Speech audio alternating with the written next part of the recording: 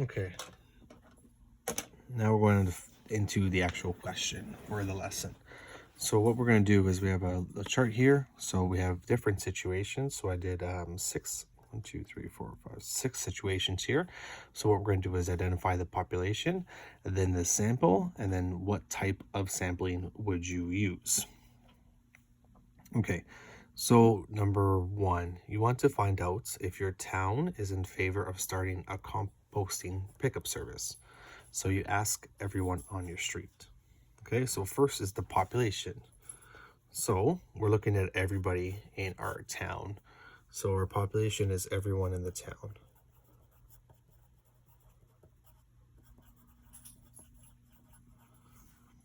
Okay, and then now we're going to look at the sample. So it says you ask everyone on your street. So our sample is the people on our street.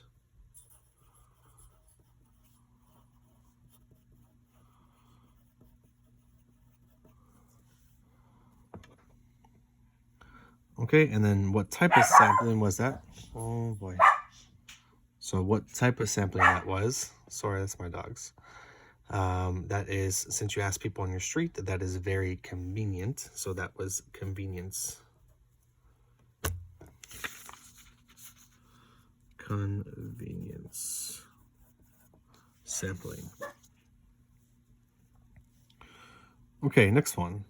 A high school is polling their students. It selects 300 students at random in the same proportions as the enrollment in each grade. Okay, so we're asking people in our high school. So the population are the students at the high school.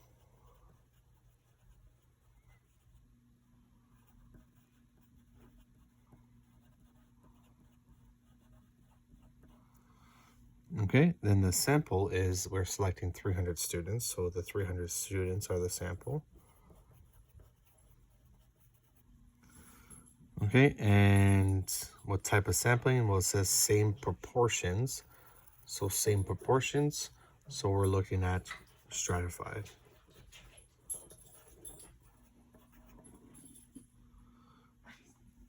Okay, next one. There are 240 hockey clubs in Ontario. Hockey Ontario conducts a survey to vote on a new rule. So a new rule.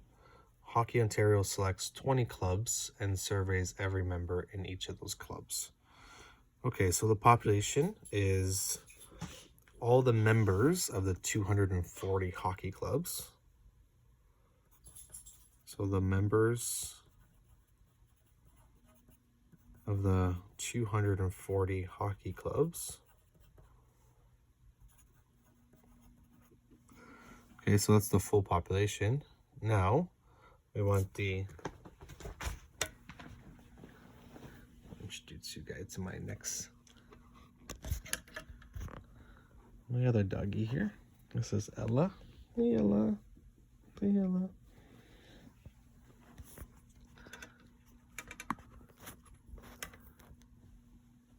Okay. So we have 240 hockey clubs in total, and we are selecting 20. So our sample, there are the 20s clubs. So the members of the 20 clubs. And so here we have 240 clubs, and we're taking 20 of the clubs.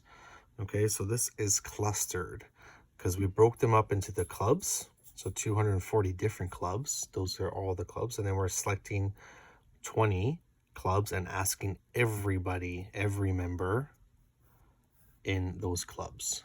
Okay, so that becomes clustered.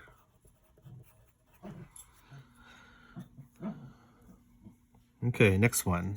Mr. McKenzie puts the names of the students in a hat and draws 5 out for a prize. Coco, come here. Come here.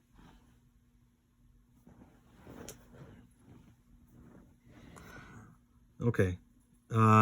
So the population is Mr. McKenzie's students.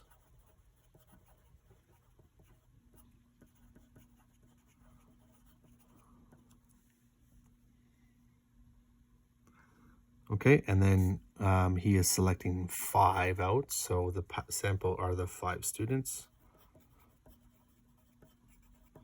Okay, and then this would be simple random.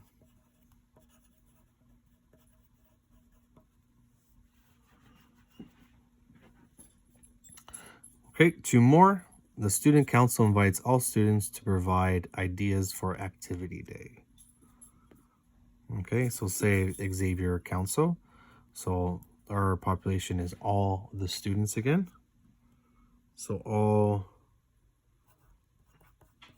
the students, all the schools students. Okay, and tricky one here is, so what is the sample? So if I invite all the people to provide ideas, so who would the sample be? It doesn't say anything else. Well, the sample would be the ones, excuse me. So the students would be the ones who show up.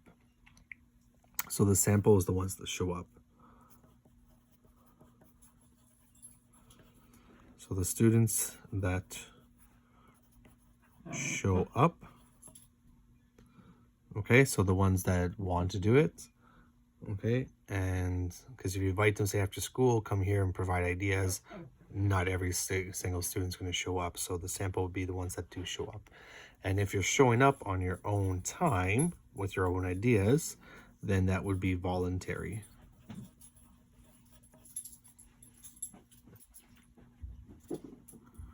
Okay, because you are volunteering your time to go provide ideas. Okay, and our last one, a firm wants to collect information on teenage activities in the city of 500,000. The researchers select 5 high schools, 2 grades in each high schools, and 20 students in each of those grades. Okay, so be careful with this one. So it says we want teenage activities in the city of 500,000. So the biggest error for this one is assuming that the population is 500,000. That's not our population. The population is all the teenagers, because we're looking at them. Okay, so all teenagers in the city. Okay, and then the sample, now let's see this. Okay, 5 high schools, 2 grades, and 20 students in each of those grades. Okay, so it's not 20 students. Okay, so there's 20 students in each of those grades. Okay, so how many would that create? So in each of those grades, but we're only taking 2 grades. So 20 in 2 grades would give us 40. And then 40 from each high school out of 5 high schools. So that gives us 5 times 40, which is 200. So again, so 5 high schools, 2 grades, and 20 students is 5 times 2 times 20, which gives us 200 students.